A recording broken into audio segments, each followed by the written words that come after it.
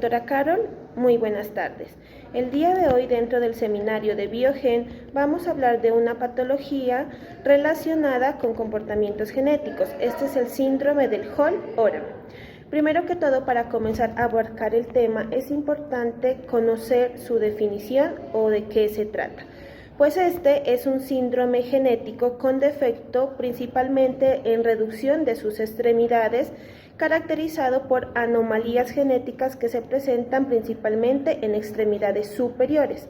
También se presentan defectos cardíacos congénitos que pueden generar diferentes tipos de gravedad según el paciente que la está padeciendo. Bueno, soy Andrés Martínez y a continuación voy a hablar sobre la historia del síndrome de Holt-Oram. El síndrome de Holt-Oram fue descubierto en 1960 por los científicos británicos Holt Mary y Oram Samuel. Y estos científicos investigaron a una familia de 4 generaciones, las cuales presentaban malformaciones congénitas. En 1968 se descubrió un caso debido a que un paciente tenía problemas en sus brazos y se diagnosticó como síndrome de Holt-Oram. En 1989, Boehme y Schotter descubrieron una familia que tenía de 3 generaciones que presentaba problemas en sus pulgares y se diagnosticó como síndrome de Holt-Oram.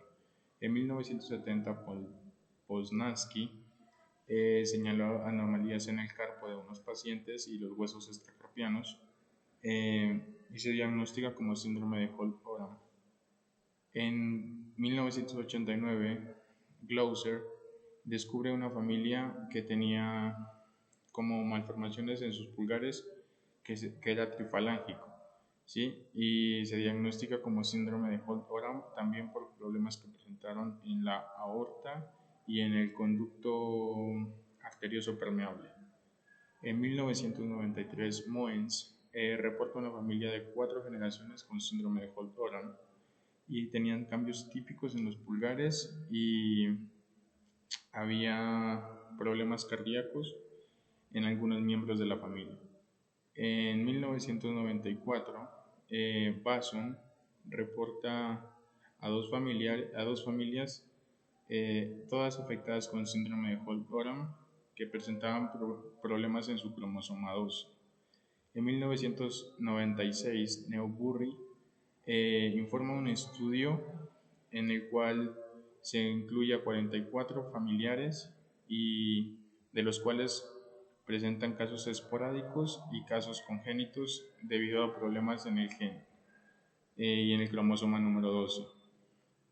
En 1996 descubren a una familia con síndrome de Holt-Oram por hipoplasia en su pulgar izquierdo y también que presentaban algunos síntomas como su madre, su tío, su abuelo y algunos otros parientes cercanos. En el 2002 se descubre Kantaputra, descubre una familia tailandesa en la que la madre y 3 hijos estaban afectados y todos presentaban fallas en su gen TBOT5. Y en el 2007 tomaron como prueba y diagnosticaron a un niño taiwanés con síndrome de Holt-Oram debido a sus problemas en el pulmón derecho y que presentó problemas respiratorios graves. Hablar acerca de su etiología. Como sabemos, la mutación en el gen TBX5, vamos a hablar más adelante más de esto, causa este síndrome. Tiene un papel importante en el desarrollo del corazón y de las extremidades superiores. También se sabe que su prevalencia se encuentra entre 0,7 y 1 por cada 100.000 nacimientos. Aquí en Colombia tenemos 2 casos que se han dado en Barranquilla. Es una enfermedad autosómica dominante y se ha identificado por más de 60 mutaciones, incluidas mutaciones sin sentido, por cambio de marco, sitio de empalme o por delección. También vamos a hablar acerca de qué es TBX5. Es un factor de transcripción TBOX5, el tipo de gen que codifica para proteínas y regula el proceso de transcripción. Esto también entra en el papel de la fisiopatología. Entonces, bueno, vamos a hablar acerca más de este. Es un gen, miembro de una familia de genes conservados filogenéticamente que comparten un dominio común al ADN, conocido como la caja T. Los genes TBOX5 codifican como factores de transcripción implicados en la regulación de procesos de desarrollo. tienen un papel importante en el desarrollo, como les decía, del corazón y de las extremidades superiores. En el desarrollo embrionario juega un papel importante o una implicación en el proceso de proliferación y también de diferenciación durante la organogénesis. También para hacer énfasis en la imagen que tenemos, esta nos muestra la interacción de proteínas de la regulación de actividad de la transcripción de TBX5. En el primer punto vemos un esquema que representa la regulación de transcripción de TBX5 por señalización de STAT3. Este es un transductor de señal y activador de transcripción. En el punto 2 vemos la localización subcelular de TBX5 por exportación nuclear mediada por CERM1. También conocida como exportina, es la principal proteína que facilita el transporte de grandes moléculas. También vamos a tener retención citoplasmática mediada por PDM-LIM7, que tenemos dominios LIM unidos a proteínas quinasas y dominios PDM2 que están unidos a actina. Esta participa en el ensamblaje de un complejo esencial para la transmisión de la señalización para que empiece la traducción. También en el punto 3 tenemos complejos que van a remodelar la cromatina. Y en el complejo 4 y 5 tenemos enzimas que van a modificar las histonas. Bueno, en relación a las bases moleculares tenemos que esto se da en el cromosoma 12, en un locus 12q24 y que tiene un número de exones 9. En correlación al genotipo-fenotipo tenemos que tenemos como las variantes sin sentido patógenas que en sí explican una sustitución de un solo par de bases que como resultado da la traducción de un aminoácido diferente en esa posición. Entonces, ¿esto qué quiere decir? Que se da en el extremo 5' de la caja T. Como todos recordamos, la caja T es un sitio de unión tanto de los factores de transcripción como de las histonas, y entonces la caja T se encuentra implicada en el proceso de transcripción del ARN por el ARN polimerasa. Al darse en el extremo 5' de la caja T, se asocia con diferentes malformaciones cardíacas como muy graves que ocurren en los pacientes, también trayendo efectos y malformaciones estructurales. Referente al tratamiento, se requiere un manejo multidisciplinario según lo investigado y también la presencia de diversos especialistas como lo son los genetistas, los cardiólogos, ortopedistas y ortopedistas pediatras.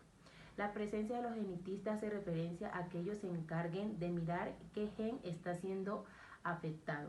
La presencia de los cardiólogos para aquellas personas que presenten este tipo de síndrome como el Holt-Oram hace referencia a que puedan llegar a tener la necesidad de implantar un marcapaso.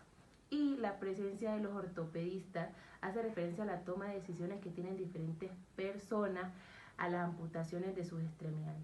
Pero anexo a esto, según las investigaciones también tiene un papel muy importante la presencia de un psicólogo, porque la toma de ciertas decisiones de amputar cualquier extremidad de nuestro cuerpo también hace referencia a cómo nuestro estado de ánimo se va a ver afectado. Y como todos sabemos, si nuestro estado de ánimo se ve afectado, puede nuestro sistema inmunológico afectarse y cualquier tipo de enfermedad nos puede atacar. Dentro del diagnóstico conocimos un diagnóstico clínico, un bioquímico y un diagnóstico molecular, pero también es de gran importancia resaltar que existe un diagnóstico diferencial. Ya sabemos que este síndrome de Holt-Oram principalmente se considera o se dan sus características en las anomalías que se presentan o se involucran principalmente en el cúbito, en sus extremidades superiores. Sin embargo, en algunos pacientes puede verse involucrado extremidades inferiores, riñones, sistema genitourinario, vértebras y algunos síntomas en pacientes donde se puede involucrar el sistema auditivo y ocular. Por eso, dentro de este diagnóstico hay algunos síndromes que pueden ser diferenciales dentro de este tipo de patología. Y encontramos síndromes como el de mano-corazón, en el cual entra el corazón tipo 1, tipo 2 y tipo 3. Encontramos otro síndrome diferencial que es el síndrome cubital mamario, el síndrome corazón-mano, la anemia Fanconi y el síndrome de micromodelación distal. También encontramos otro tipo de síndrome que afecta principalmente cuando la madre está en gestación, que es el síndrome de valproato fetal. Empezaremos hablando del diagnóstico clínico, que hace referencia a una probanda de anomalías cardíacas y cuando los hallazgos son insuficientes se requiere de una anamnesis. Pasamos al diagnóstico bioquímico y al diagnóstico molecular. Respecto al diagnóstico bioquímico, hace referencia a la presencia de dos pruebas, las cuales son las pruebas de un solo gen y las pruebas del panel multigénico, que se utilizan cuando existen características atípicas referente al síndrome de Holt-Oram. Y referente a estas dos pruebas podemos hablar de un diagnóstico molecular que se dice que en las pruebas de un solo gen permiten la deleción o inserción que existen en este gen, que en nuestro caso sería el TBX5. Y respecto al panel multigénico, se dice que tiene una mayor probabilidad de identificar cuál es la causa, porque no solamente identifica un gen, sino una cadena de genes. Bueno, como manifestaciones clínicas tenemos dos que son de las más principales o de las que más se evidencian. Las anomalías a nivel del rayo radial en las extremidades superiores que ocurren en un 100% de los pacientes con el síndrome de Holt-Oram. Estas incluyen malformaciones óseas de los huesos del carpo, incluye pulgares trifalángicos ausentes de falanges. También puede tener focomelia, que es la afectación de los huesos del cúbito, huesos pélvicos, peroné y el fémur. También puede tener hipoplasia o aplasia, donde se evidencia extremidades desiguales, una más pequeña que la otra o más grande que la otra. Por lo general la izquierda es más afectada que la derecha. Y también se evidencia defectos transversales con dificultad de pronación y supinación del antebrazo. También tenemos defectos cardíacos, los cuales afectan a un 85% de los pacientes, donde se afecta la comunicación interauricular y la comunicación interventricular. Lo que sucede es que hay un orificio entre las dos aurículas cardíacas, provocando una mezcla anómala de sangre arterial y venosa.